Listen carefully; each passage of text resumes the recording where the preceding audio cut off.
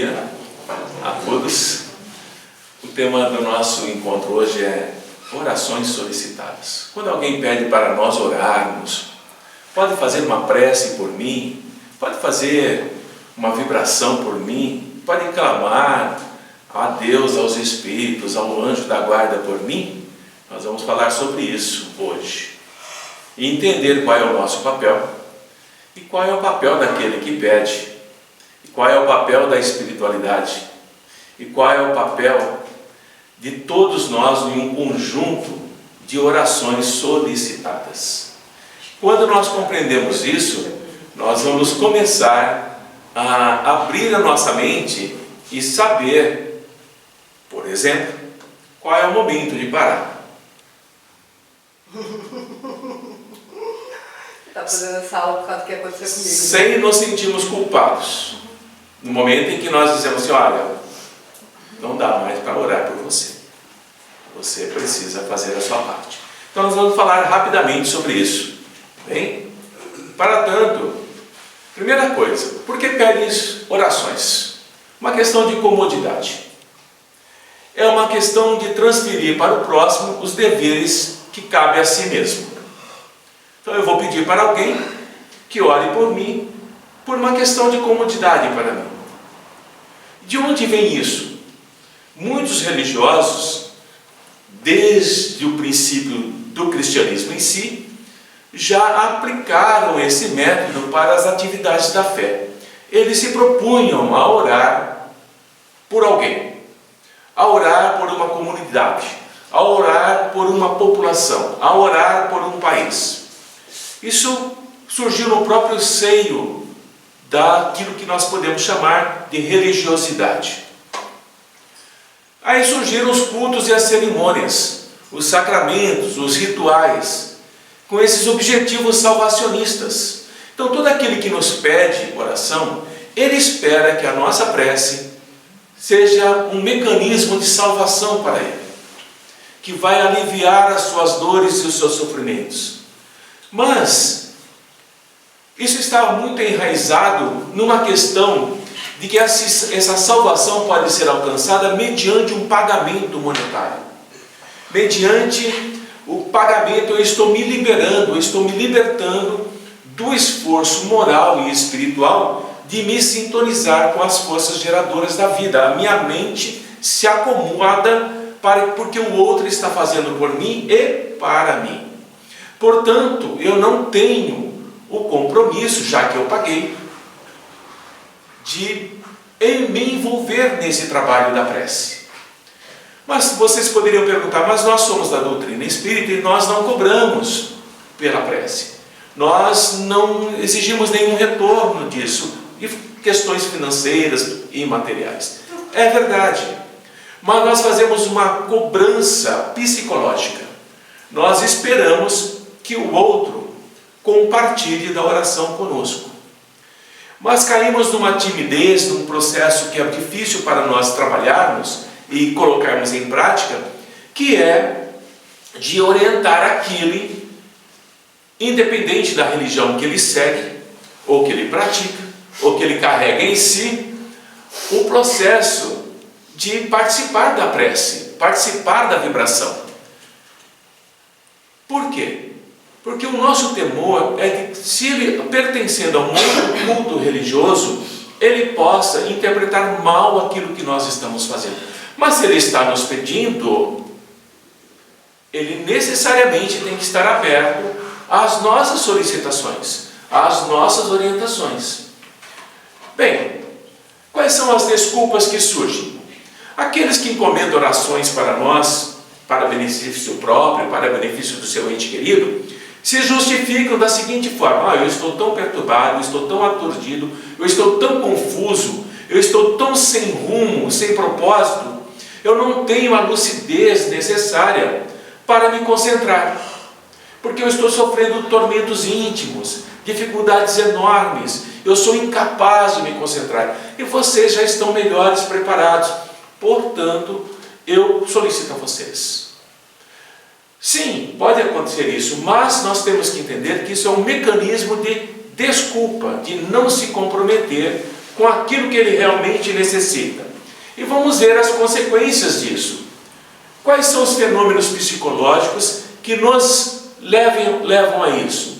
O que impede a oração enriquecida de bênçãos, bem sintonizada? Porque a função da prece, nós precisamos orar e orientar o outro, é a harmonia, a claridade mental e a fixação de ideias que são mais abertas, mais felizes. Esses fenômenos do nosso processo mental nos leva a um equilíbrio maior. Aquele que está solicitando a prece está em desequilíbrio e ele precisa entrar em equilíbrio. Consequentemente, a nossa oração começa a cair no processo da transferência. Quando nós transferimos para outra pessoa o recurso de orar, é claro que eu vou receber as vibrações que decorrem daquela intercessão que eu pedi. Eu vou receber isso. Porque o outro está orando com sinceridade, ele está em prece com sinceridade. Nós estamos vibrando, nós fazemos isso todos os dias e temos já facilidade para um trabalho desse. A questão é essa, a questão de assimilação. A assimilação da energia saudável que nós estamos enviando é muito difícil por aquele que pediu a oração.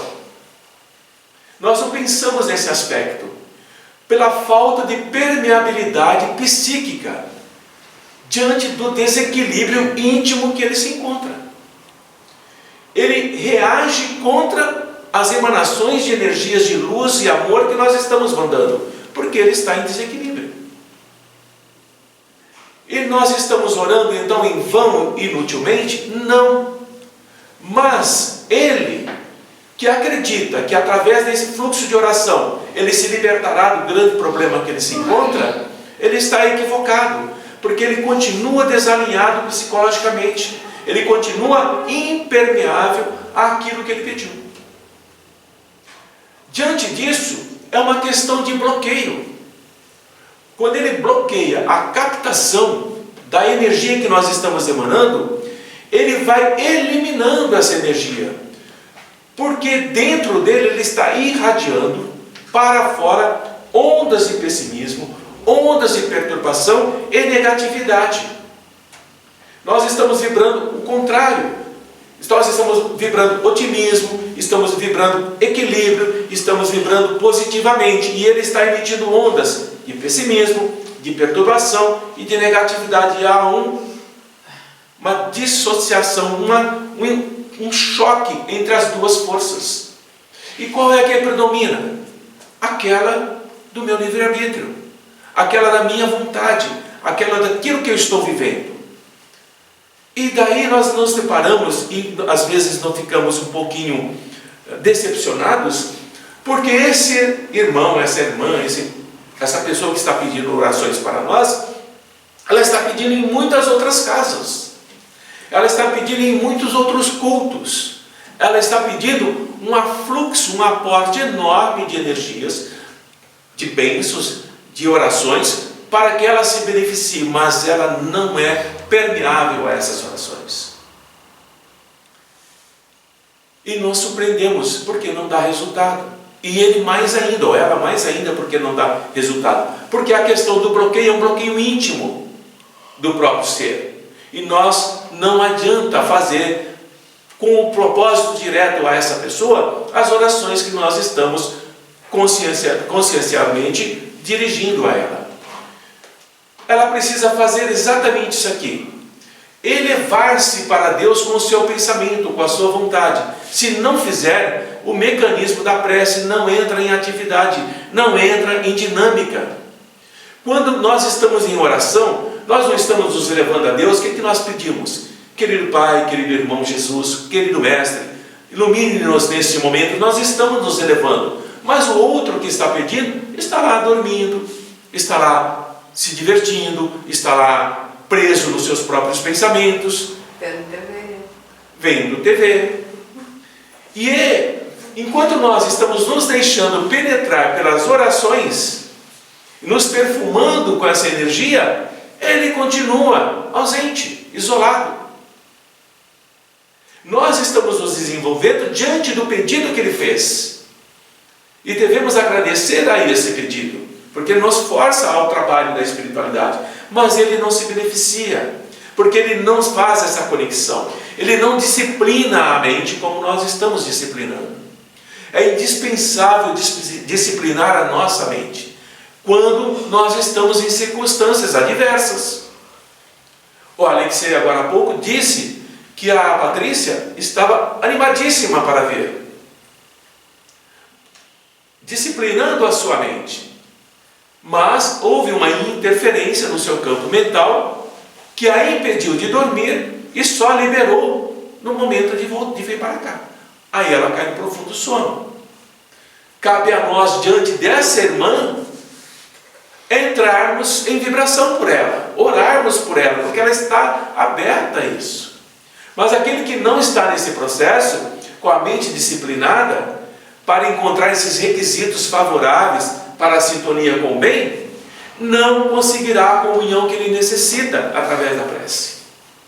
Disciplinar a mente é primordial. Não importa o nome que você dá à sua oração, a entidade a qual você se dirige. Porque quando nós transferimos a nossa oportunidade para que outra pessoa aproveite na prece, estamos negando a conquista do nosso equilíbrio.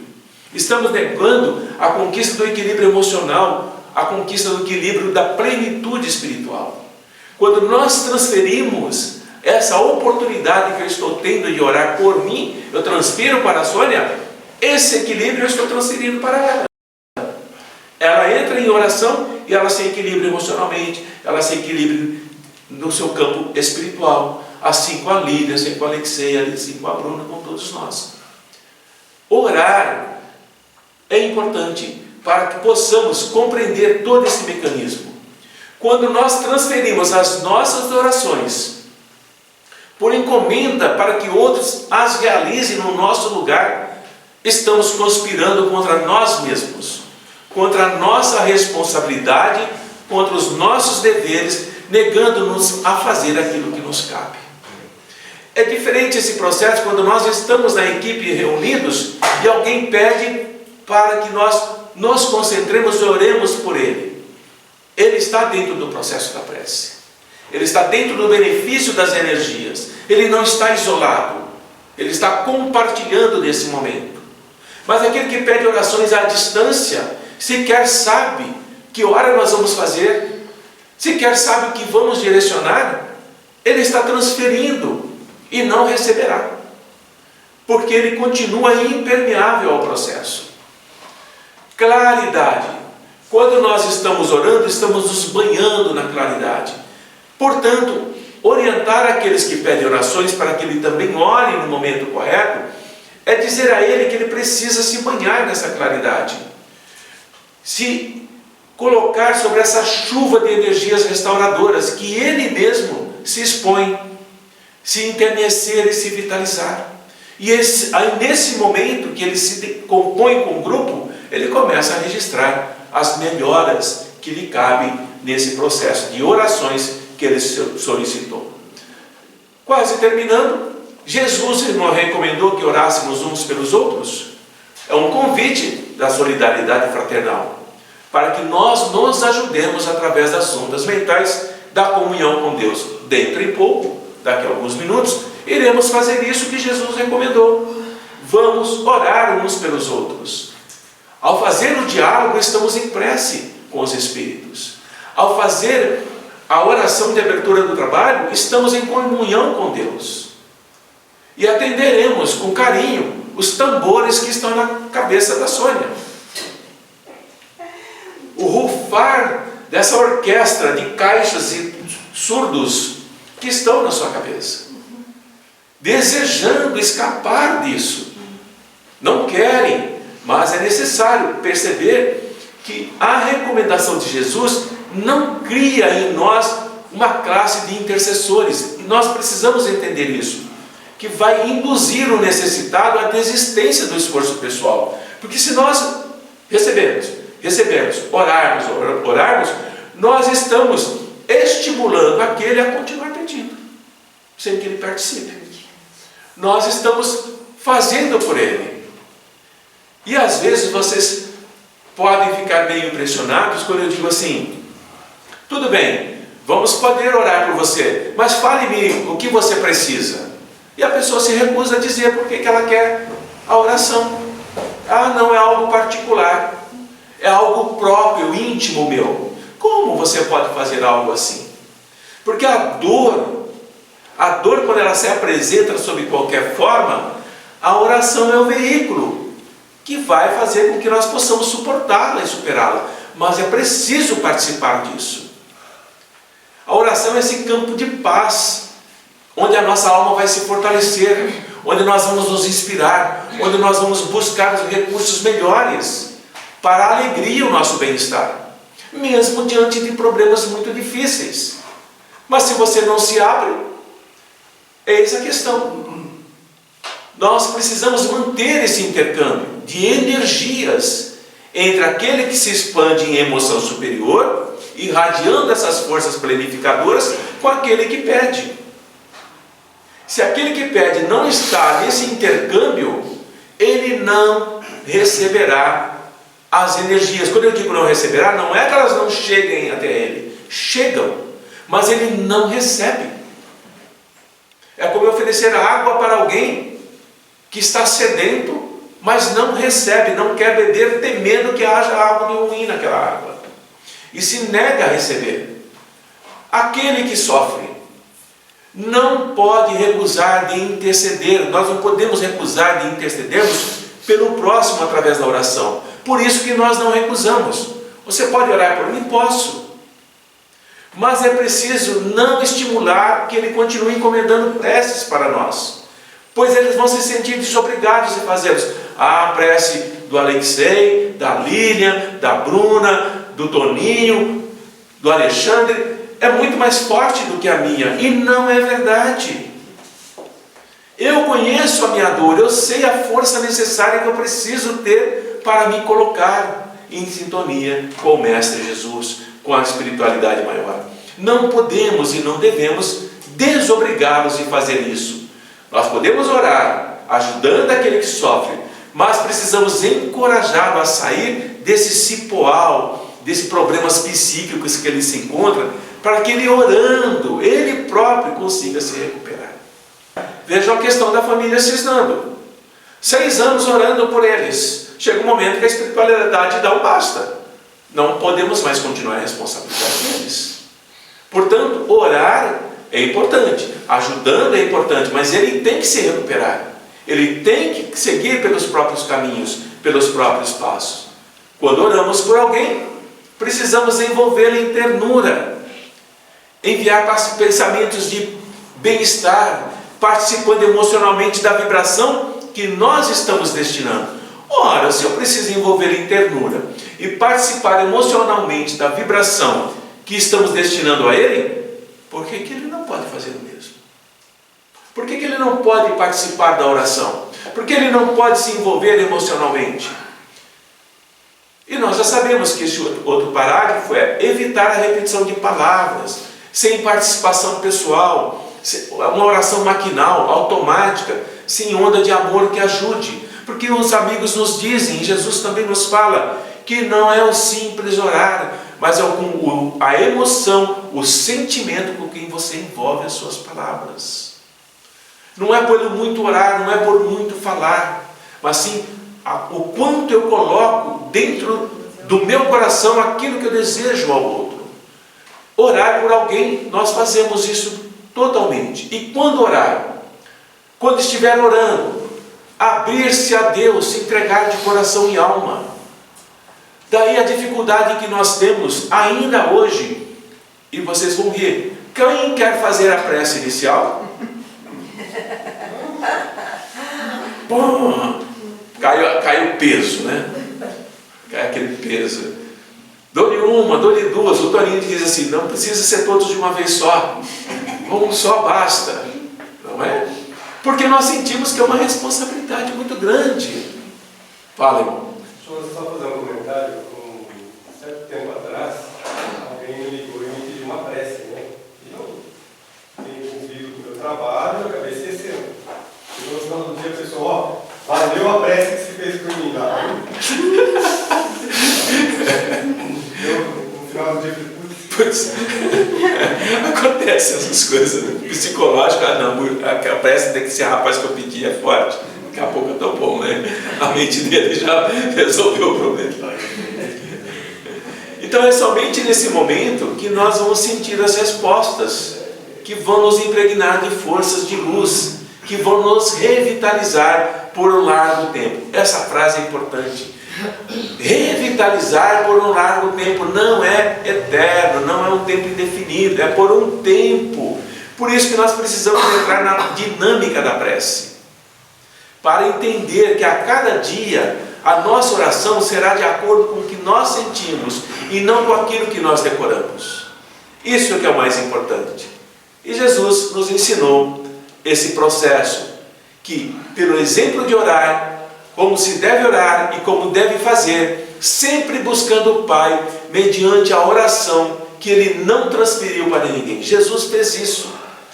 Tanto no Tabor quanto no Getsemane, a sua oração sempre foi de entrega total. No Tabor Ele se transfigurou diante de Moisés e Elias. No monte, no Getsemane, Ele se prepara para o holocausto. Está sendo consolado pela espiritualidade. Mas ele estava ligado ao Pai. E aqueles que oram, quando nos deparamos com encomendas de preces, e todo dia nós nos deparamos com isso, temos a obrigação de orientá-los como desavisados que são, que cabe a eles a responsabilidade de orar. Convocá-los para o exercício da autoiluminação. Interceder por eles, vamos orar sim, mas não permitir que esse ato se torne rotina, que nos impeça de sintonizarmos com Deus e sermos felizes. E essa é a bibliografia. Todo esse pequeno ensaio sobre a oração foi baseado nesse livro da Joana de Ângeles, pelo Divaldo Franco, Desperte e Seja Feliz. É o capítulo 27, Orações Solicitadas. Precisamos ter esse capítulo em nossas mentes. Quando o outro pedir, vamos orar por ele. Mas precisamos ser claros, abertos. Meu irmão, minha irmã, vamos fazer isso. Mas você precisa participar. Ah, mas eu sou testemunha de Jeová. Eu sou isso, eu sou aquilo. Não importa. Você precisa participar. Da sua forma de orar, mas você tem que estar conosco. Porque senão, meus amigos e meus irmãos, essa pessoa se torna impermeável. Porque ela não acredita nem mais naquilo que ela mesma escolheu para se ligar à espiritualidade, que é o seu campo doutrinário, a sua religião, que optou por entender que era melhor por ela. Está bem? Então, a mensagem é essa: orações solicitadas, devemos ter cuidado com as mesmas. E agora, vamos nos preparar para o passe. Tem passe? E, enquanto isso, vamos mentalizando aqui o ambiente para o trabalho.